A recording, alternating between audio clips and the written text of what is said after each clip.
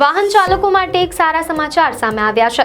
કેન્દ્ર સરકારના માર્ગ પરિવહન અને રાજમાર્ગ મંત્રાલયે વાહન ચાલકોના ટોલ ખર્ચને ઘટાડવા માટે એક નવી અને મહત્વપૂર્ણ યોજના શરૂ કરી છે। કેન્દ્ર સરકારના માર્ગ પરિવહન અને રાજમાર્ગ મંત્રાલય અને રાષ્ટ્રીય ધોરીમાર્ગ સત્તામંડળ NHAI દ્વારા જાહેર જનતા માટે નવી ફાસ્ટેગ વાર્ષિક પાસ યોજના શરૂ કરવામાં આવી છે। આ યોજનાનો મુખ્ય ઉદ્દેશ્ય વાહન ચાલકોને ટોલ પ્લાઝા પર થતા ખર્ચમાંથી રાહત આપવાનો છે।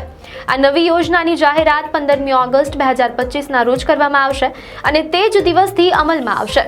આ પાસની કિંમત માત્ર ₹3000 રાખવામાં આવી છે। આ પાસ 1 વર્ષ અથવા 200 ટ્રીપ્સ બેમાંથી જે વહેલું હોય ત્યાં સુધી માન્ય રહેશે। આ યોજનાનો લાભ માત્ર બિનવાણિજ્યિક નોન કમર્શિયલ ખાનગી વાહનો જેવા કે કાર, જીપ અને વાન માટે જ ઉપલબ્ધ છે।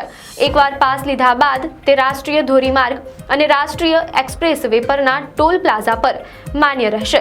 આ પાસ ખરીદવા માટે વાહન ચાલકોએ હાઈવે યાત્રા મોબાઈલ એપ્લિકેશન અથવા NHAI ની સત્તાવાર વેબસાઇટનો ઉપયોગ કરવાનો રહેશે, જ્યાં પાત્રતાની ચકાસણી પછી જ પાસ ખરીદી શકાશે।